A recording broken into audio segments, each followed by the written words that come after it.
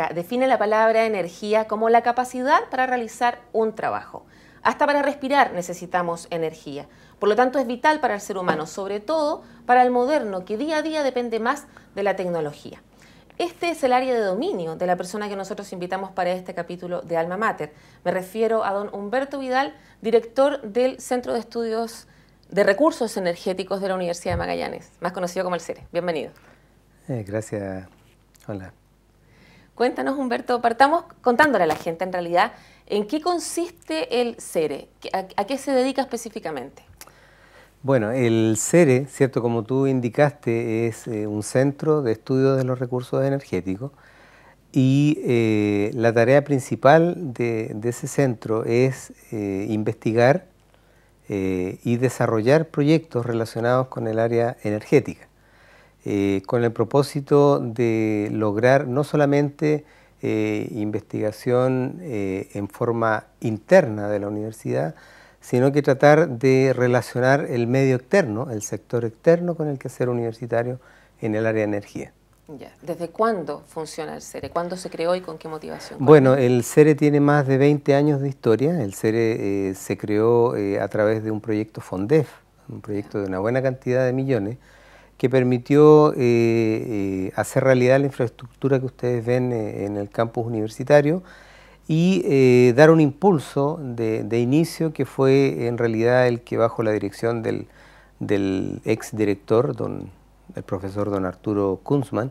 Que estuvo varios años. Exactamente, desde el inicio.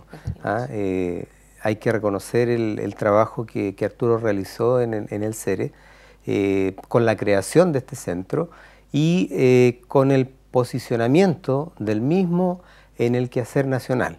Cuando yo asumí la dirección del CERE en junio del año pasado, me tocó la grata experiencia de darme cuenta de que el CERE tenía un posicionamiento a nivel nacional, justamente logrado por su quehacer no solamente en Magallanes, sino que en otras regiones del país. Ahora, ¿cómo opera? ¿En función de proyectos? ¿En función de áreas? Sí, el CERE, la actividad que se genera en el CERE se realiza a través de proyectos externos generalmente.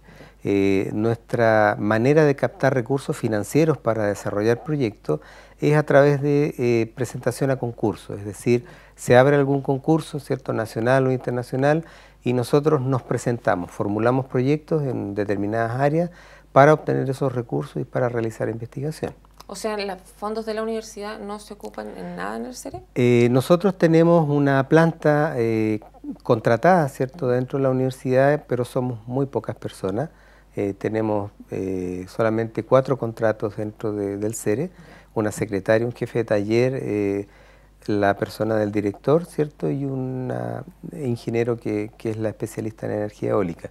Entonces, en realidad, si tú me preguntas desde el punto de vista de la planta laboral, son muy pocos en el CERE. La población flotante sí es mayor. ¿Cuántos? Generalmente hemos llegado a ser entre 8 y 9 personas, dependiendo de la magnitud del proyecto. Ya.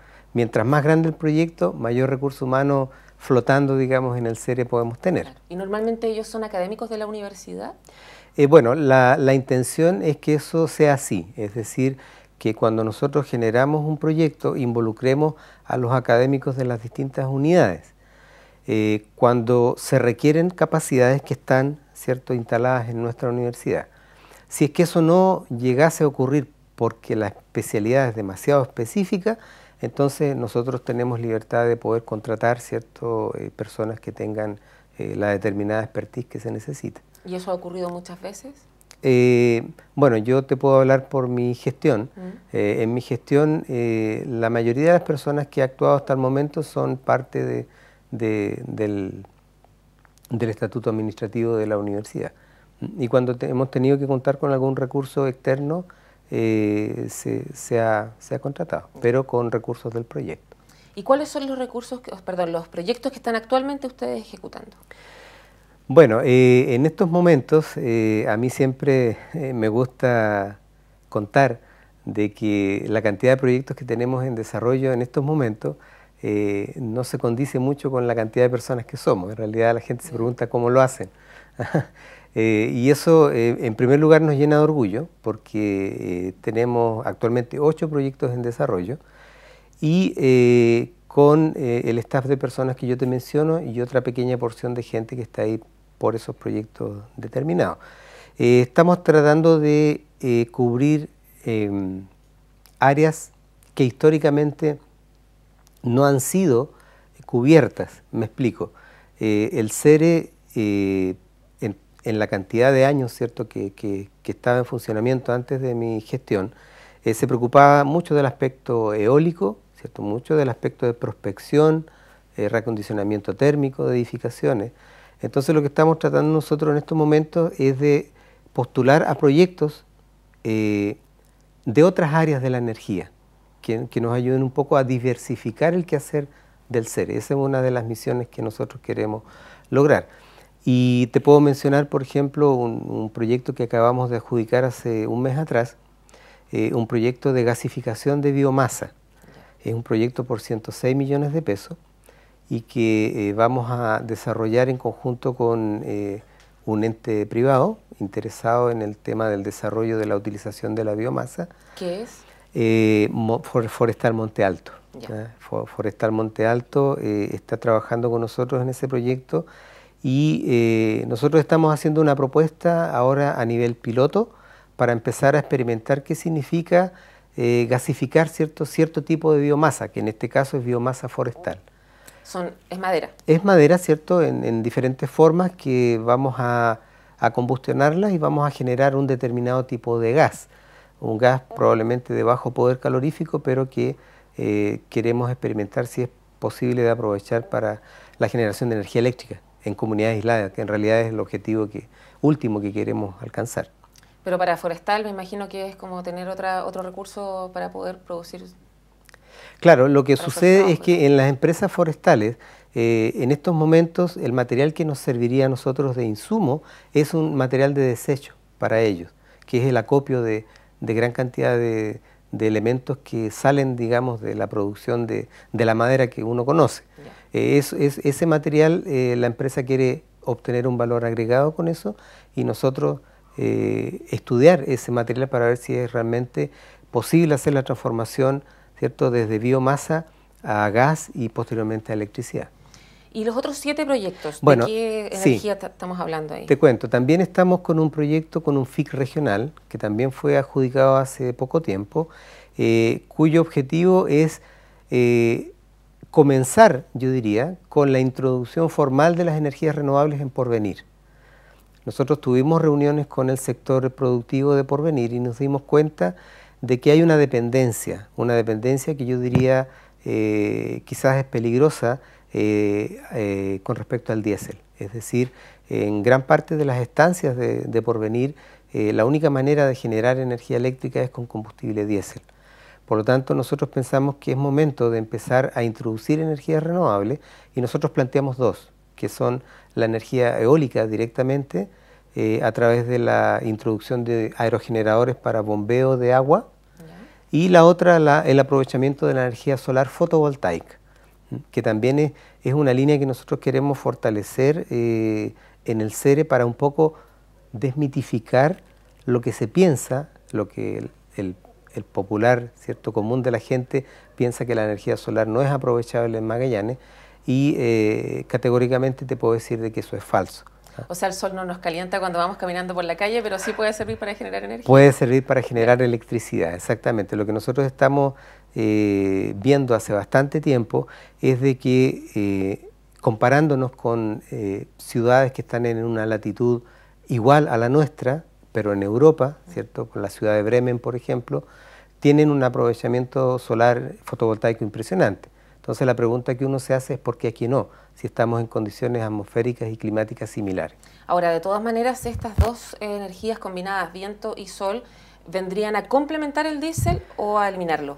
Complementar. Yo sería súper cauto en eso y nuestra primera intención es complementar, es decir, producir un ahorro, ¿cierto? No quitar totalmente la dependencia del diésel, sino que comenzar, porque hay que comenzar a estudiar cómo se comportan estas energías.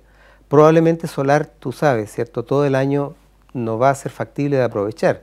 hay meses en que en realidad definitivamente no lo vamos a poder aprovechar.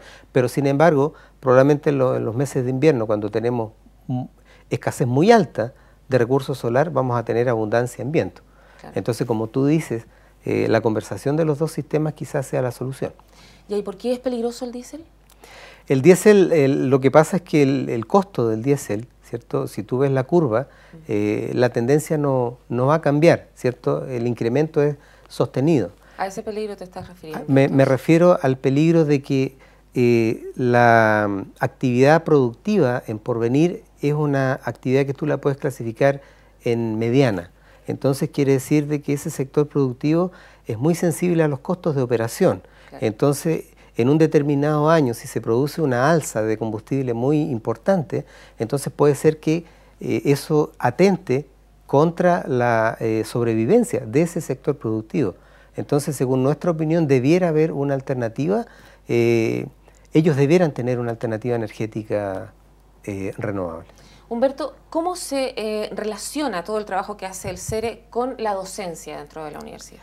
Bueno, te agradezco la pregunta porque en realidad una de nuestras misiones es tratar justamente de involucrar la mayor cantidad de estudiantes en nuestras actividades. ¿En estos proyectos? En estos proyectos, exactamente. Y lo hemos hecho y lo vamos a seguir haciendo. En ese aspecto tenemos la ayuda del gobierno, que cuando se trata de proyectos con dineros del gobierno, el gobierno exige que en la formulación tú garantices de que por lo menos vas a desarrollar 1, 2 o 3 tesis. Eso significa que obligatoriamente, ¿cierto?, tenemos que incluir mano de obra de estudiantes que probablemente van a realizar sus tesis dentro del marco de ese proyecto y con eso lograr lo que nosotros queremos, que es que el estudiante aplique los conocimientos que aprende, ¿cierto?, en la universidad en proyectos reales. ¿Y eso ya sucede con alguno de estos 8 proyectos? Ya sucede. Te menciono el proyecto que acaba de terminar exitosamente hace 3 meses atrás con la Agencia Chilena de Eficiencia Energética. Yo tengo que mencionarla porque ha sido fundamental el papel de la agencia en el desarrollo del CERE. Nosotros el año pasado nos ganamos un proyecto con la agencia de 75 millones de pesos. Ese proyecto permitió hacer una inversión de casi 30 millones de pesos en equipamiento, cosa que indudablemente no es fácil de conseguir. Claro. Entonces, ese equipamiento quedó en el CERE, está disponible para el centro para realizar trabajos, no solamente a nivel intrauniversitario, sino que prestar servicios en el sector externo y dar continuidad a esa relación que yo te menciono con la Agencia Chilena de Eficiencia Energética. Por lo tanto, si tú me preguntas cuál es otra línea de trabajo del CERE, la eficiencia energética indudablemente.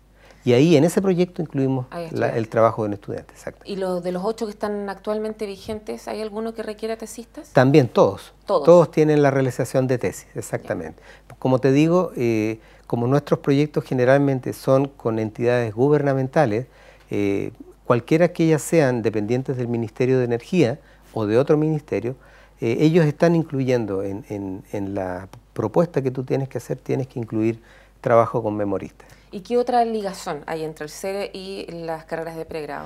Bueno, te puedo mencionar una directa, que es que yo, además de ser director, soy profesor del Departamento de Ingeniería Mecánica. Soy profesor de termodinámica. Tú mencionaste una definición al comienzo del programa muy exacta de lo que es energía, ¿cierto?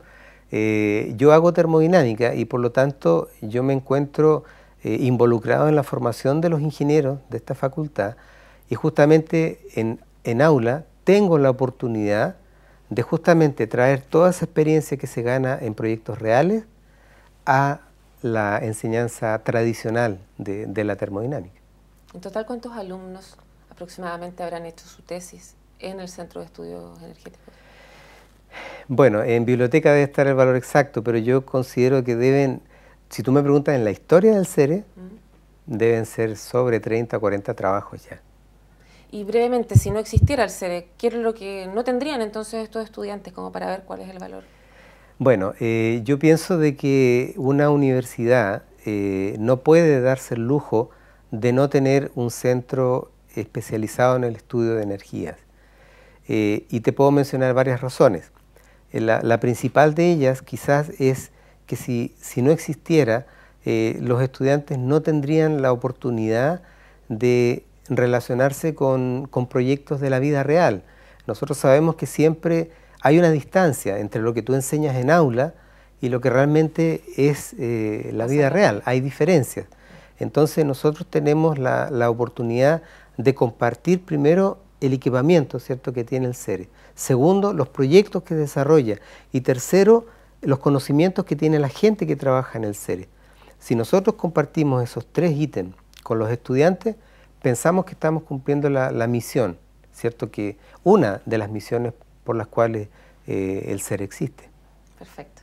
Vamos entonces a conocer un poco más acerca de esta universidad con un reportaje que hemos preparado, porque esa es la intención de Alma Mater, dar a conocer a la comunidad qué es lo que hace la Universidad de Magallanes.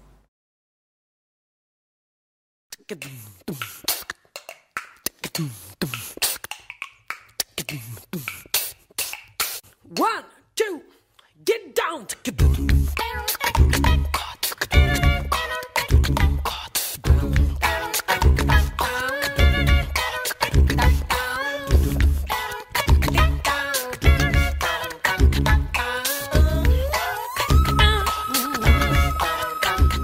Es educar, pero no es solamente educar el cuerpo, sino que educar el cuerpo y el alma.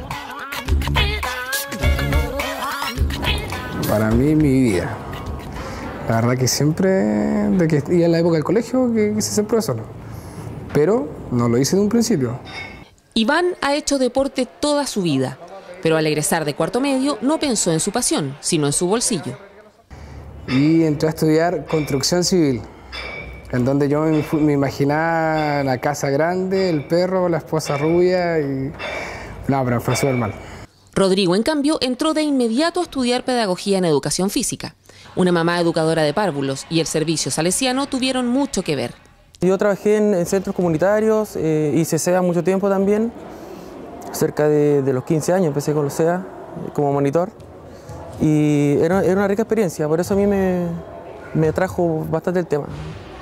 Ambos estudiaron en la Universidad de Magallanes y ambos tuvieron de profesor a Carlos González, jefe de la carrera de Pedagogía en Educación Física para básica y media. Pedagogía en Educación Física se inicia en el año 1993, luego que en el año anterior se aprueba la iniciativa de incorporar una pedagogía de esta naturaleza específicamente a Magallanes. La carrera abrió incorporando enseñanza básica, que hasta ese entonces ninguna universidad chilena incluía porque no era obligatorio contar con un especialista en ese segmento. Una de las alumnas de la primera generación es la directora del Departamento de Educación y Humanidades, la deportista María Angélica García. Nosotros somos una región que tenemos un alto índice de obesidad, ¿cierto? Y necesitamos justamente profesionales en el área de la educación física para contrarrestar lo que he dicho. Hoy día, y los países desarrollados así se demuestra, la formación y el acondicionamiento físico, el deporte en general, es el complemento ideal para desarrollar buenos y sanos procesos de aprendizaje. La malla o currículo de educación física para básica y media es la misma en la Universidad de Magallanes, en la Metropolitana de Ciencias de la Educación, Católica del Maule, La Frontera y la de Concepción. Se trata de una apuesta colectiva. Considerando de que hay muchas universidades, hay más de 60 instituciones que forman al profesor de educación física y que todas tienen planes diferentes. Educación física tiene 5 menciones, de las cuales se pueden obtener 2. Educación física escolar, rendimiento deportivo, gestión deportiva, actividad física y salud, y recreación, ocio y tiempo libre. Este último punto marca la diferencia. El sello yo creo que está centrado en el trabajo en el medio ambiente. Tengo un taller de senderismo también, que van a la reserva Magallanes, hacen salida por los cerros, el Cerro Tarn fue el otro día. Porque tenemos los espacios naturales para ello, ¿no? A los niños en general, a jóvenes les gusta este tipo de actividad en las escuelas y es en el fondo un elemento que permite que los niños hagan actividad. La carrera dura 10 semestres, pero al cabo de 8 ya se puede obtener el grado académico de licenciado en educación, con el que básicamente se puede investigar. Al término del 5º año ya se tiene el título de profesor. Se le da mucho énfasis a todo lo que es la parte de anatomía y la parte de la psicología para trabajar con los niños. Y nos enseñaron bien a planificar, qué importante eso, porque si tú no tienes una planificación, tu trabajo no es el mejor, no es el más apropiado. El quinto año está hecho de prácticas y un proyecto educativo que lleva a la tesis. En esta área también se está innovando. La práctica la incorporamos a través de los jardines infantiles, es decir, una de las primeras universidades formadoras de profesores de educación física que incursionan con una línea hacia la educación parvularia. Ya algunas universidades están implantando el tema de las prácticas que teníamos nosotros. Por eso teníamos alrededor de, no sé si eran 9 o 10 prácticas durante toda la carrera.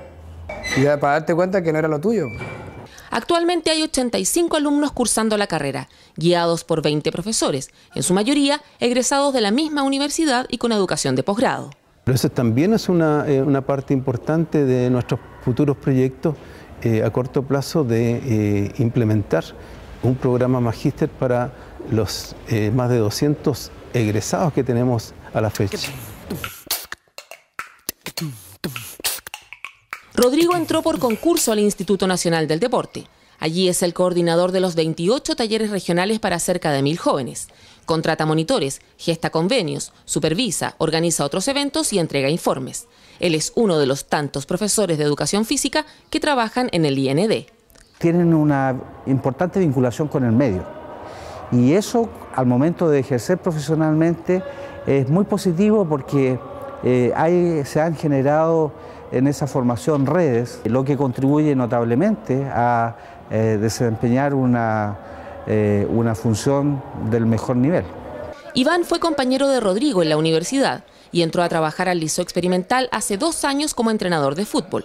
Hoy ya es profesor estable. En general, todos los profesores del área de educación física, que son todos de la Universidad de Magallanes, tienen un muy buen desempeño, un muy buen trabajo en cuanto a la parte física o preparación de su especialidad, como es la convocatoria y la relación con los chicos, que es muy importante para realizar un trabajo pedagógico.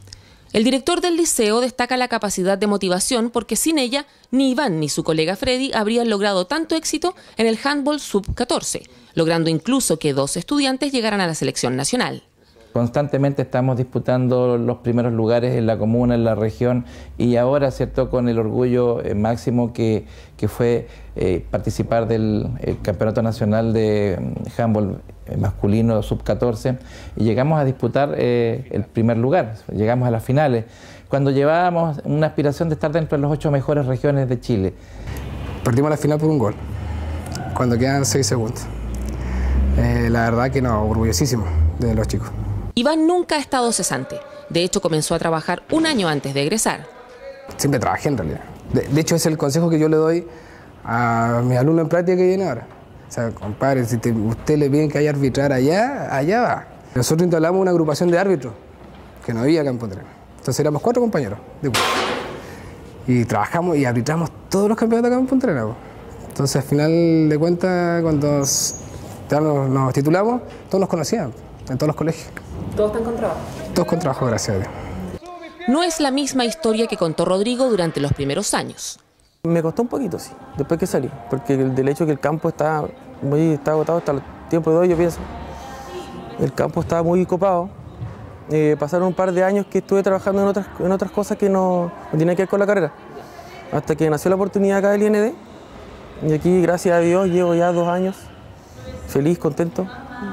Y esperamos seguir por mucho tiempo más. Pero los constantes altos índices de obesidad y sedentarismo que exhibe el país entero están comenzando a cambiar la mentalidad y a abrir nuevas posibilidades de trabajo.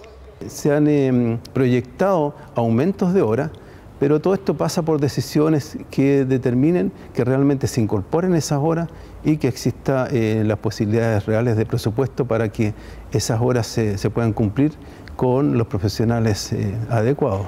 Yo creo que recién se está entendiendo la importancia de la educación física en el proceso formativo de los niños. De hecho, el próximo año viene un aumento de horas de educación física de 1º a 4º básico.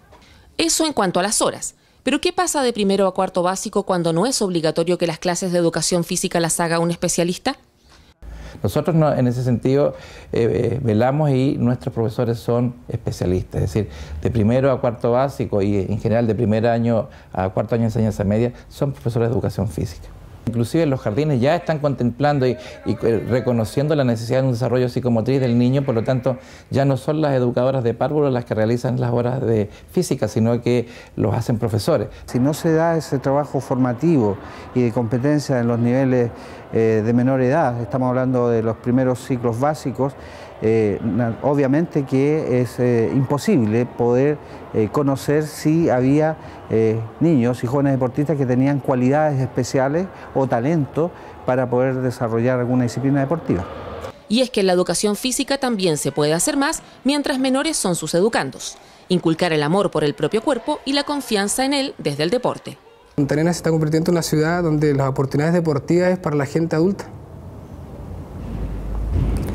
Que los espacios se están dando para la gente adulta, porque es cosa de los futbolitos senior, el maxi básquetbol, y la verdad que para los niños no hay. Se ocupa el gimnasio para cualquier actividad. El gimnasio es una sala de clase y no se respeta como tal. Entonces, si los niños tienen que practicar para el desfile, el gimnasio. Si llega un invitado, el gimnasio. Antiguamente yo me recuerdo que había más campeonatos, había más instancias como para practicar actividad física. Ahora por el mismo tema de los colegios que de repente cierran sus puertas, por el tema de que falta dinero, que tienen que entrar a arrendar, cuesta más para la comunidad entrar a un colegio. No obstante, todos coinciden en que cada uno forja su destino y en que el ámbito de desempeño es amplio y crece día a día.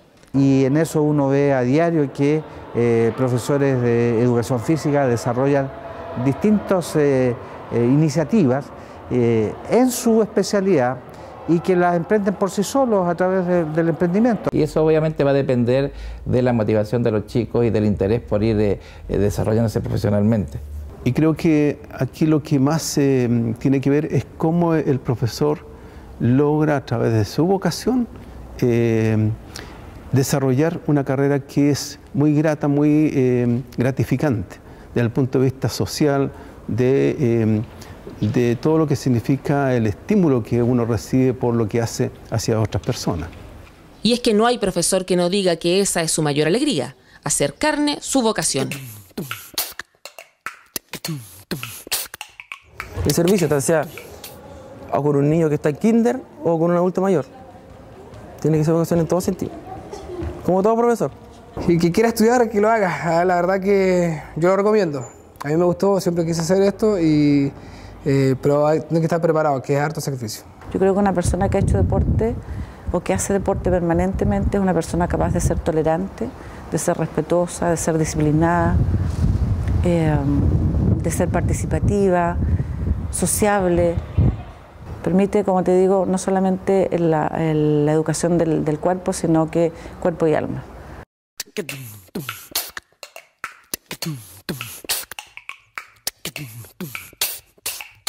One, two, get down. Bien, y vamos a seguir hablando de energía con Humberto Vidal, quien es el director del CERE de la Universidad de Magallanes, para hablar específicamente acerca de la realidad de la región, que tiene el mismo nombre que esta universidad. El gas es el principal recurso aquí, ¿cierto? Y durante el último tiempo se ha empezado a escuchar con alarma algunas expresiones que dicen que al gas le queda mucho menos de lo que uno esperaba. ¿Cuál es la visión que tiene el CERE respecto de eso? Bueno, nosotros hemos seguido con bastante atención todo lo que ocurre en términos regionales respecto a esta crisis energética relacionada con la disminución de este recurso, ¿cierto? Este recurso que ha sido histórico en la matriz energética regional. Hemos siempre tratado de escuchar las fuentes, las diferentes fuentes de información con mucha cautela, porque tú te puedes encontrar opiniones muy alarmistas y otras que no lo son tanto, con más atisbos de esperanza. Entonces nosotros estamos evaluando siempre esas opiniones y la opinión que tiene el CERE respecto de eso es que lo que hay que hacer es acercarse quizás un poco más a la mirada esperanzadora, es decir, estar atentos a qué es lo que se está haciendo para poder encontrar algún plan de acción o tener alguna alternativa si es que ese escenario se llegara a producir. Pero esto de la pregunta de para cuánto tiempo más queda, ¿cómo le respondería al CERE? Bueno, eso desgraciadamente la respuesta es un depende, porque nosotros estamos en estos momentos a la espera de lo que se consiga a descubrir o de las acciones que consigan concretar estos contratos especiales de operación petrolífera. ¿Han tardado más de lo esperado? Lo que pasa es de que hay CEOPS que ya están en producción, ¿cierto? Solamente que los volúmenes no son lo que la gente espera y el tema se trata con cautela. Sabemos de que hay gente que tiene buenas perspectivas, pero esto tampoco se anda ventilando de manera tan liviana. Yo creo que la gente lo que quiere es cuando realmente tenga la certeza de que se puede decir que realmente lo que se está extrayendo de ahí podría ser una solución, lo va a decir. Pero la visión no esperanzadora, ¿de cuánto tiempo está hablando? Bueno, hay versiones, ¿cierto?, que te hablan de 5 años, hay versiones que te hablan de menos cantidad, incluso algunas versiones políticas, 2 años. O sea, yo lo que le diría a la comunidad es que hay que tener cautela con eso, ¿eh? No hay que alarmarse, sino que lo que hay que hacer es hacer presión. Si tú me permites, una opinión muy personal, esta no es opinión universitaria, es una opinión muy personal. Yo creo que la comunidad tendría que hacer presión para que nuestros representantes políticos hagan llegar estas aprensiones, estos temores al sector central. ¿Para qué? Para que se aceleren estos procesos de búsqueda de soluciones. ¿Va muy lento? Yo creo que sí. Si tú me preguntas la opinión, yo soy enfático en decir que va muy lento. Como uno, cierto, es ingeniero, uno sabe cuánto tú te demoras en desarrollar una planta térmica, por ejemplo. Entonces, tú no levantas una planta térmica en 1 año ni en 2.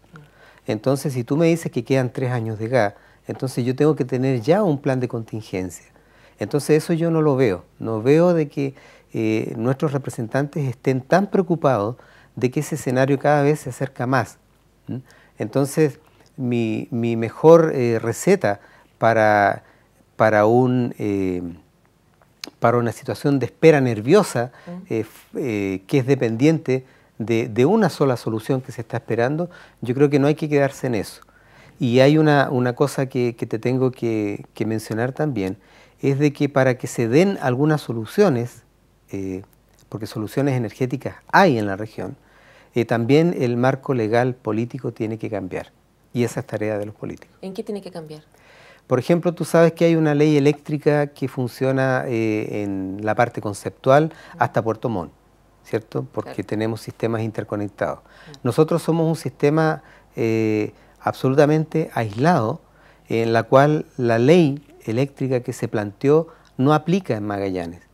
Entonces, bueno, yo tengo que dar crédito también a algunos sectores políticos que han hecho algo para que este tema se considere dentro de la legislación. ¿Qué va a pasar con Magallanes? Que Magallanes es un sistema aislado y las soluciones que podrían ser solución en toda la región norte hasta Puerto Montt definitivamente no son solución para Magallanes. ¿Y el CERE está en condiciones de decir cuáles son las soluciones o por dónde van los recursos energéticos que servirían para esto?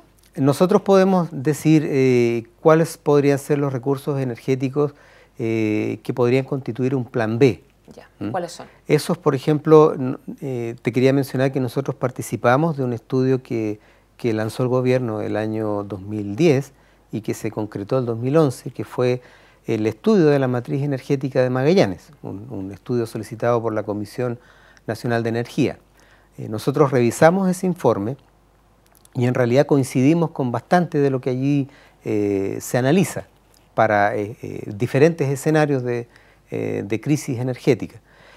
Cuando se dice de que hay que colocar más dinero en evaluación de potencial eólico, es por algo, ¿cierto? Es decir, el viento ha demostrado que realmente puede ser una alternativa energética para la región. ¿Y qué ha pasado? Perdón que te interrumpa, Sí. pero a propósito de eso, varias veces se ha visto en las noticias que desde hace muchos años que el CERE gana proyectos que tienen que ver con el desarrollo de la energía eólica. Pero la verdad es que el desarrollo de la energía eólica aquí en Magallanes lo hemos visto realmente en los últimos años recién en Metanex. Sí. Y lo que se intentó hacer en una población acá en Punta Arenas además resultó desastroso porque era súper contaminante en términos auditivos. Entonces, Claro. baja eso las esperanzas. ¿Qué ha pasado con el trabajo que ha hecho el CERE? Bueno, el trabajo del CERE en la parte eólica, que es lo que yo te decía que le dio el carácter de connotación nacional como centro de especialista en energía eólica, ha sido la parte de prospección, es decir, la parte de evaluación del recurso, no solamente en Magallanes, en diferentes regiones del país. Y eso significa de que nosotros tenemos la capacidad para hacer lo que la CNE en su estudio recomienda. La CNE, ¿qué recomienda? Recomienda que si hay experiencias, que es la que tú mencionas, ¿cierto?, de la empresa Metanex, que consiguió desmitificar el que la energía eólica no es aprovechable en Magallanes por las características del viento, eso es una etapa absolutamente superada, ¿cierto? La tecnología actual de aerogeneradores permite utilizar el viento que se caracteriza en la región de Magallanes. ¿Pero tuvo que llegar Metanex a demostrarlo empíricamente? Ahí está lo que yo te digo, no sí. bastó el trabajo Ahí del está lo CERE? que yo te digo que según mi opinión es una falta de apoyo del gobierno. ¿Por qué el gobierno no apostó a un proyecto en el cual se colocara una turbina de esas dimensiones? Nunca se hizo, el gobierno no quiso correr el riesgo. Entonces, como tú dices, tuvo que llegar una iniciativa privada para demostrarlo. Pero no importa, ya está demostrado. Entonces, lo que debe hacer ahora el sector político es abrir los ojos ante esa realidad en la cual se están generando una buena cantidad de megas allí. Y la pregunta es, ¿por qué no replicar ese parque o por qué no pensar en que realmente se pudiera solucionar el problema energético de Magallanes con energía eólica? ¿Por qué no? Pero el caso que te mencionaba de la población aquí que tuvo problemas, ¿no es un ejemplo como para decir por qué no se puede hacer, por ejemplo, en medio de la ciudad? Claro, en el sector urbano es muy difícil de que tenga éxito la energía eólica. Ya. O sea, ¿estaría más destinado para qué áreas o para qué sectores? Esto generalmente uno tiene que pensarlo en sector aislado, Ya. ¿cierto? Como lo que hizo la empresa que tenía su planta al lado, ¿cierto? O sea, ¿el sector industrial? El sector industrial, exacto, para que justamente la generación no produzca perturbación. Y además hay un problema que no podemos dejar de lado, Paula. Nosotros en estos momentos, con el precio de gas natural que tenemos en la región, no podemos hacer competir la energía eólica menos en la ciudad. Entonces, por eso que nosotros tenemos que comenzar a pensar en la generación de energía eólica en el lugar donde realmente haya potencial y de ahí tratar de ver cómo transportamos o a través de qué redes transportamos esa energía. Ahora, si el sector industrial se abastece con la energía eólica, ¿deja más gas para la parte Absolutamente, domiciliaria? absolutamente. Podría, ¿cierto?, dejar de gastar un gas que podría ser beneficio para el sector residencial. Humberto, nos queda muy poquito tiempo y tenemos que hablar del tema carbón. Sí. ¿Cuál es la evaluación que se hace respecto de la utilidad y de la limpieza que presenta ese tipo de energía? Bueno, permíteme comentarte también de que en el mismo estudio de la CNE, la empresa consultora que desarrolló el estudio dice que hay que tomar atención en el carbón. Y no solamente en el carbón como históricamente se ha utilizado, ¿cierto?, que es en centrales térmicas para la generación de vapor y posterior producción de energía eléctrica. Hay que pensar en la gasificación del carbón.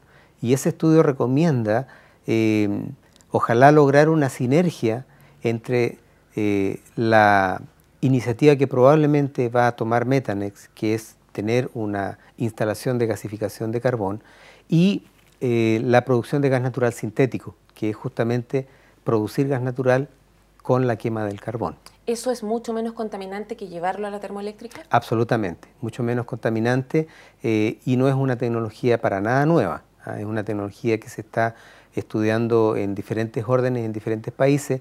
Tanto se está gasificando a nivel subterráneo, in situ, en el lugar donde está el carbón, como a nivel de superficie en plantas de gasificación. ¿Esa sería la recomendación que uno podría hacer? Es una recomendación que aparece en el estudio de la CNE, tomar atención en los posibles usos del carbón de Magallanes. Nos tenemos que ir, pero tú quieres decir algo de la agencia. Sí, quería despedirme quizás con algo que le va a dar sustentabilidad al CERE. Como yo te decía, tenemos proyectos con diferentes instituciones, pero una de ellas, que es la Agencia Chilena de Eficiencia Energética, nos benefició con otro proyecto que estamos en desarrollo en estos momentos, que es para ver el tema de iluminación en las escuelas y para el tema de acondicionamiento térmico, aislamiento térmico. Nuevamente la agencia está apostando que nosotros seamos capaces de producir algunos cambios en la región para cuidar la energía. Por eso te digo que la línea de eficiencia energética es una línea del CERE que tenemos que continuar desarrollando. Perfecto. Muchas gracias, Humberto, por esta interesante conversación. Gracias. Gracias a ustedes también por acompañarnos, y no está de más lanzar el mensaje de que la energía siempre hay que cuidarla, porque lo que sí sabemos es que escasea. Muchas gracias. Hasta la próxima.